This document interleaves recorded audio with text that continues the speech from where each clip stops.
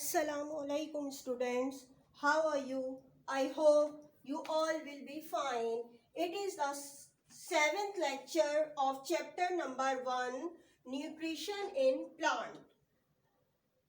ये जो चैप्टर है आपका पिछले वीक मैंने पूरा कंप्लीट आपको समझा दिया था, एक्सप्लेन कर दिया था, इसके क्वेश्चन आंसर हो गए थे। एक एक्टिविटी है जो अभी आपको होमवर्क में दूंगी वो रह गई है। और तो आज जो मैं आपको बता रही हूँ कि इस चैप्टर का मैं रिव्यू कर रही हूँ, यानी कि आपके जो कुछ आपने इस चैप्टर में पढ़ा है था इसको एक्सप्लेन किया है, ठीक है। इसके बारे में जो है एक दफ़ा फिर मैं ब्रीफली इसको थोड़ा थोड़ा करके तमाम टॉपिक्स को आपको एक्सप्लेन करूंगी। ठीक है, सबसे पहले जो मैंने इस चैप्टर में आपको समझाया था वो क्या था कि सबसे पहले मैंने इसकी यानी कि न्यूट्रिशन की डेफिनेशन को एक्सप्लेन किया था। सबसे पहले मैंने क्या करा था, ये न्यूट्रिशन की डेफिनेशन को एक्सप्लेन किया था कि nutrition word has been drive from the word nutrient. मैंने बताया था आपको कि न्यूट्रिशन का वर्ड किससे निकला है, न्यूट्रिएंट से निकला है, ठीक है। और न्यूट्रिएंट क्या चीज होती है, न्यूट्रिएंट इज अ सब्सटेंस, यानी कि एज अ सब्सटेंस होता है which the organism obtain from the surrounding, यानी कि जो कि ऑर्गेनिज्म मुख्तलिफ ऑर्गेनिज्म अपनी सराउंडिंग से लेते हैं to drive energy for their maintenance and growth, ताकि जो है एनर्जी हासिल कर सके। किसके लिए एनर्जी हासिल कर सके, ताकि अपनी बॉडी की उनकी ग्रोथ हो सके और वो मेंटेन रख सकें। यानी कि सबसे पहले मैंने आपको न्यूट्रिशन की डेफिनेशन को एक्सप्लेन किया था। इसके बाद जो मेरा टॉपिक था वो क्या था, डिफरेंट मूड्स ऑफ न्यूट्रिशन।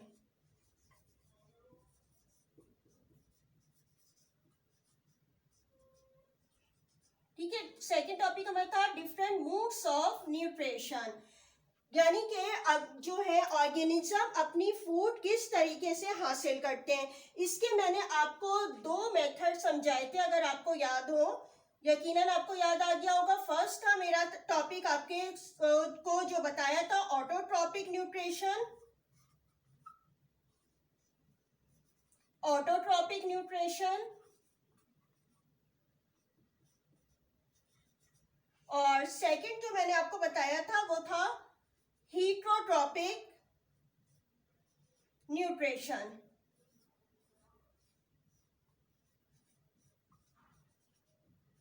ठीक है, हीट्रोट्रॉपिक न्यूट्रिशन, ये दो टॉपिक मैंने आपको डिफरेंट मूड्स ऑफ न्यूट्रिशन में सबसे पहले एक्सप्लेन किए थे। ऑटोट्रॉपिक न्यूट्रिशन के बारे में मैंने आपको क्या समझाया था कि organism which prepare their own food are called autotrophic nutrition, यानी कि ऑर्गेनिज्म जो कि अपनी खुद फूड प्रिपेयर करते हैं, ऐसे ऑर्गेनिज्म को क्या कहा जाता है, ऑटोट्रॉपिक ऑर्गेनिज्म कहा जाता है। ठीक है, जो अपनी खुद फूड प्रिपेयर कर रहे होते हैं। इसकी एग्जाम्पल्स जो मैंने आपको बताई थी ऑटोट्रॉपिक न्यूट्रिशन की एग्जाम्पल क्या थी, इसकी एग्जाम्पल थी ग्रीन प्लांट, ठीक है। इसके अलावा मैंने आपको सेकंड एग्जाम्पल बताई थी इसकी साइनोबैक्टीरिया।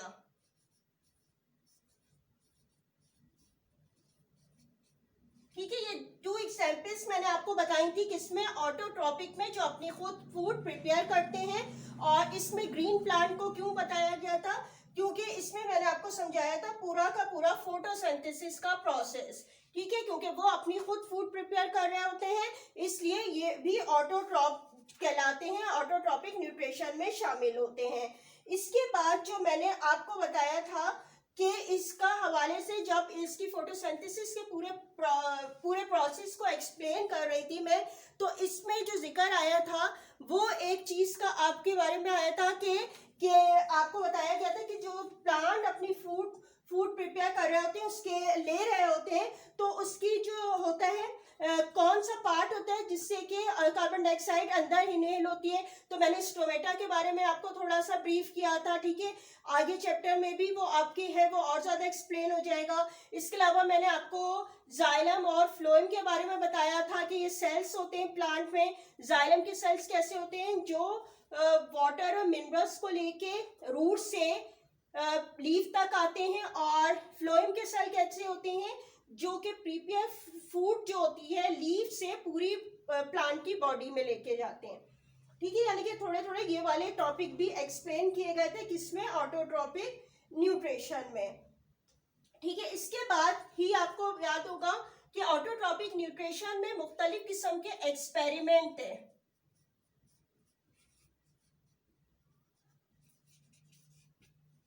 ठीक है, एक्सपेरिमेंट थे जो कि आपको एक्सप्लेन किए गए थे, मुख्तलिफ एक्सपेरिमेंट थे।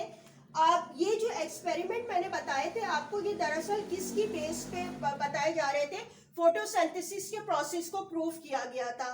ठीक है, थोड़ा थोड़ा अगर हम इसको लेके चलें तो आपको याद होगा कि फर्स्ट वाला जो एक्सपेरिमेंट था उसमें क्या था, sunlight is necessary for photosynthesis. इसमें आपको बताया गया था कि एक जो है आप क्या चीज लें, टेस्ट ट्यूब लें, इसमें पानी फिल करें और एक फनल लें और हाइड्रेला का प्लांट लें। ठीक है, ये वाली जो एक्सरसाइज, ये वाला जो एक्सपेरिमेंट हमने समझाया था आपको, वो क्या था, दरअसल यही था कि इसमें बताया गया था कि सनलाइट नेसेसरी होती है।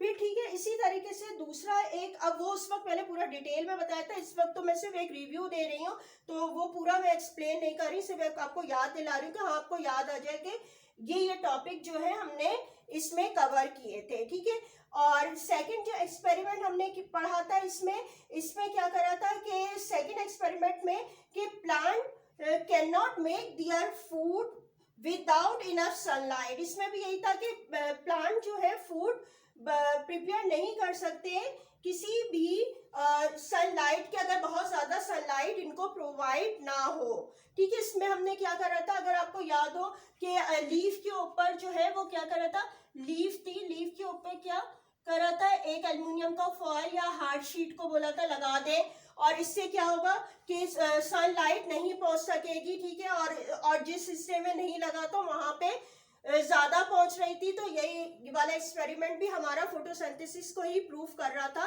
कि सनलाइट बहुत ज्यादा रिक्वायर्ड होती है फोटोसिंथेसिस के लिए। इसके अलावा फिर हमने जो है थर्ड एक्सपेरिमेंट समझा था, जो भी क्या बेस थी, बेस वही थी, कौन सी, जो है फोटोसिंथेसिस के प्रोसेस को एक्सप्लेन कर रहे थे कि starch is produce only in present of sunlight. ठीक है, स्टार्च यानी कि उसकी जो फूड होती है से वही मौजूद होगी जहां पर जो है सनलाइट जो पड़ रही होगी। इसके लिए भी पूरा एक्सपेरिमेंट आपको एक्सप्लेन किया था डिटेल में। अगर आपको याद हो तो थोड़ा सा से मैं इसको बताऊंगी आपको कि आप क्या करा था। इसमें हमने लीव्स को बॉईल किया था, पहले वाटर में, फिर अल्कोहल में, और फिर आयोडीन का सोल्यूशन डाला था, और बताया था कि अगर इसका जो है लीफ का कलर जो होता है टर्न ब्लू ब्लैक हो जाए, इसका मतलब है वहां स्टार्च प्रिपेयर हो रही थी, और जो ब्राउन हिस्सा हो जाता है वहां पे स्टार्च प्रिपेयर नहीं हो रही थी। ठीक है, ये मुख्तलिफ एक्सपेरिमेंट 3 थे। इसके अलावा एक और भी था जिसमें हमने लीफ पर जो है वैसलीन लगाई थी। आपको पता ना, वैसलीन का मैंने पूरा एक्सप्लेन किया था डिटेल में कि अगर वैसलीन सारी लीफ पे लगा दी जाए तो क्या होंगे, उसके पोर्स बंद हो जाएंगे और जो है एयर एंटर नहीं हो पाएगी, और वो जो प्लांट की लीफ है वो डाई हो जाएगी। ठीक है, इससे रिलेटेड था, यानी कि तमाम के तमाम एक्सपेरिमेंट बेसिकली जो कर रहे थे प्रूफ, वो फोटोसिंथेसिस के प्रोसेस को। ठीक है, अभी तक ये जो मैंने आपको सारा बताया है ये किसकी बेस पे आपको सबको समझाया गया है, ऑटोट्रॉपिक न्यूट्रिशन। ठीक है, ऑटोट्रॉपिक न्यूट्रिशन के बारे में जो आपके उस मुख्तलिफ एक्सपेरिमेंट थे जो बताए गए थे। ठीक है, इसके बाद आते हैं हीट्रोट्रॉपिक न्यूट्रिशन पे। हीट्रोट्रॉपिक न्यूट्रिशन, हीट्रोट्रॉपिक न्यूट्रिशन के बारे में अब थोड़ा सा ब्रीफली इसको एक्सप्लेन कर रही हूँ ताकि आपका कॉन्सेप्ट जो है वो क्लियर हो जाए।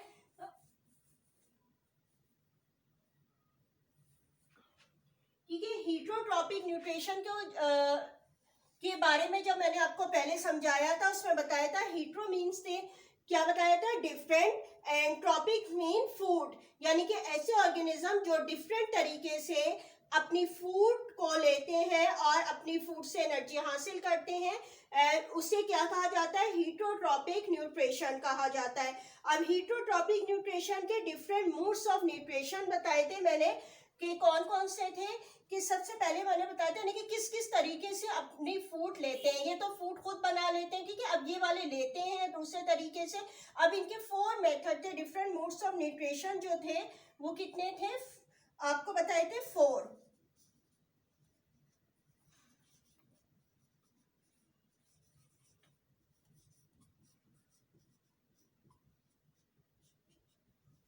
Different modes of nutrition. Number 1 आपको बताया गया था पैरासिटिक प्लांट के बारे में।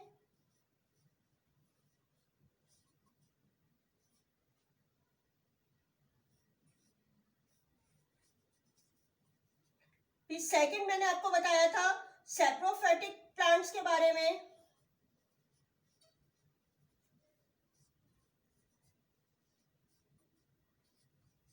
नंबर 3 में बताया था सिम्बायोटिक प्लांट्स के बारे में।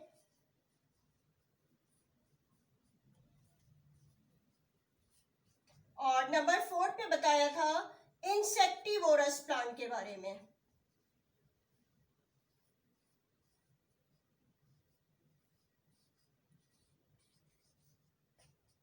ठीक है, ये 4 मोड्स ऑफ न्यूट्रिशन बताए गए थे हीटरोट्रॉपिक की हेडिंग्स के हवाले से।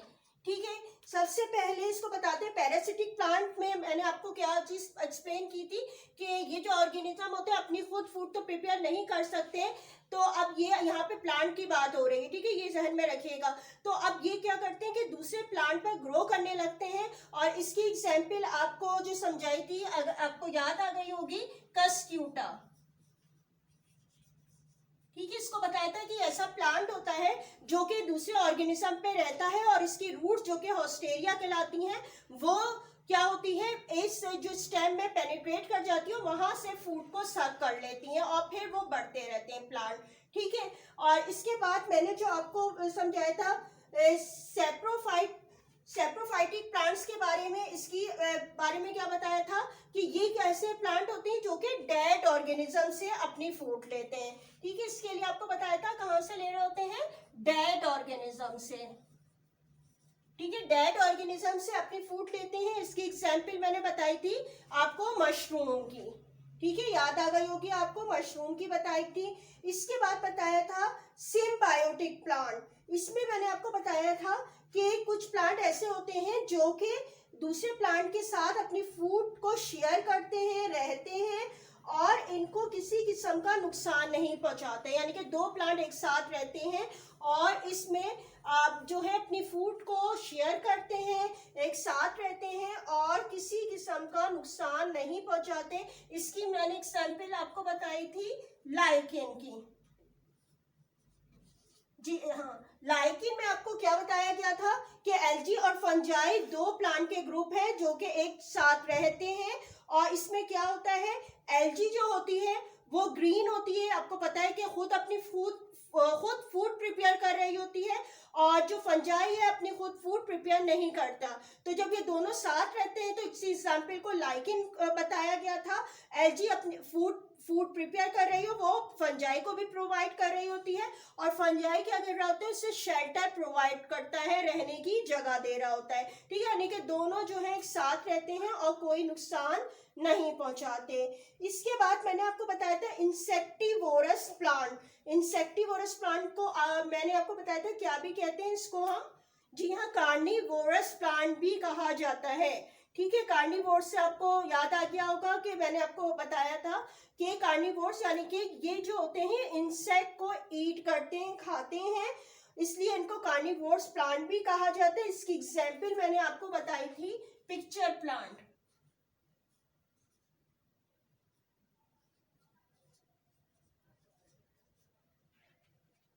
ठीक है, पिक्चर प्लांट के बारे में आपको पूरा बताया था कि वो किस तरीके से क्या करता है, इंसेक्ट को जो है वो अपने लिड के जरिए अंदर ले आता है अपने बॉडी में, यानी कि जो लीफ जो होती है, पिक्चर बनी हुई होती है, जो उसका शेप मॉडिफाइड हुआ होता है, उसके अंदर ले आता है और फिर क्या करता है, ये डाइजेस्ट कर लेता है उस इंसेक्ट को। और बेसिकली ये वहां पे होते हैं जहाँ पे नाइट्रोजन की कमी होती है, ऐसे प्लांट वहाँ ग्रो करते हैं, तो वो अपनी कमी को पूरा करने के लिए इंसेक्ट को एज अ फूड इस्तेमाल कर रहे होते हैं ताकि उनकी वो कमी पूरी हो जाए और वो हेल्दी हो जाए। ठीक है, तो ये पिक्चर प्लांट की जो है मैंने आपको एग्जाम्पल समझाई थी। ये आपका जो है पूरा जो चैप्टर था ये मैंने आपको एक्सप्लेन किया था, इसके मुख्तलिफ टॉपिक। जो आज इसका जो है मैंने आपको जो है वो एक तरह का रिव्यू बता दिया है, रिव्यू समझा दिया है, ताकि आपका कॉन्सेप्ट जो है वो क्लियर हो जाए।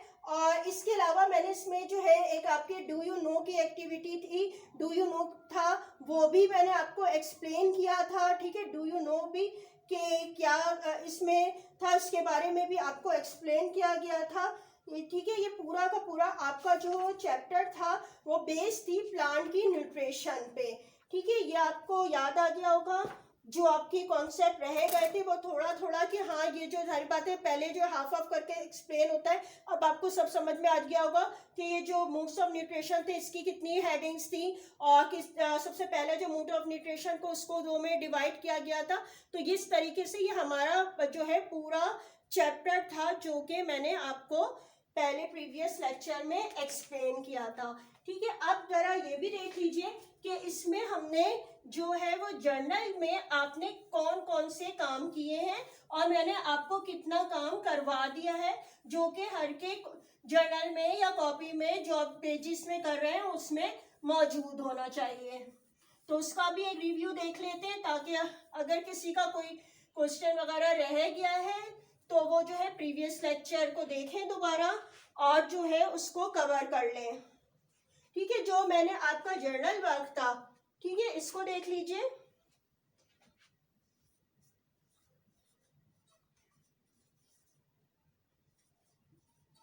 ठीक है, जर्नल पे या कॉपी पे या पेजेस पे जिस पे भी आपने किया, यानी कि जो रिटर्न काम मैंने आपको कहा था, सबसे पहले तो जाहिर बात है वो सिलेबस था, वो आपने लिखना था जिस तरह आप लिखते हैं। अब ये जिस चैप्टर के हवाले से आपको जो जो क्वेश्चन मैंने बताए थे कि कितने क्वेश्चन हम करवा दिए चैप्टर के, मैंने question number 1 to question number 11 तक।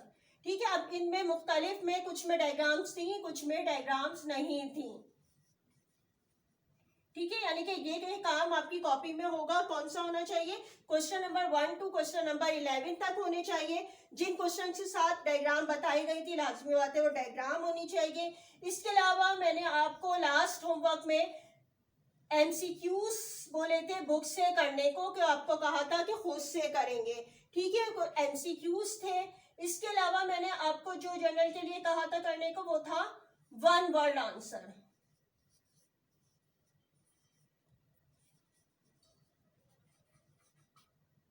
ठीक है, एक 1 वर्ड आंसर का था, यानी कि ये पूरा काम है जो कि मैं आपकी जर्नल के हवाले से आपको जो है वो लेक्चर के हिसाब से देती रही हूँ। मुख्तलिफ लेक्चर में आपको थोड़ा थोड़ा करके बताया जाता रहा है कि किसके साथ किस तरह करना है, कैसा काम है, पूरा दिखाया गया था और यकीनन जो है वो आप लोग करते गए होंगे। तो इसका से मैंने एक रिव्यू दिया है ताकि आपको पता चल जाए कि हमारे यानी कि न्यूट्रिशन इन प्लांट में टोटल कितने क्वेश्चन हुए, 11 क्वेश्चन हुए हैं। डायग्राम्स कुछ क्वेश्चन के साथ थी, सबके साथ इसमें मौजूद नहीं है। इसके अलावा बुक से मैंने एक्सरसाइज और 1 वर्ड आंसर आपको खुद करने को कहा था, कॉपी करें और इसके आंसर भी आप लिखें। ठीक है, ये आपका काम हो चुका था। अब इसके बाद एक चीज जो अभी मैंने इस लेक्चर की स्टार्टिंग में बताया था, एक एक्टिविटी है।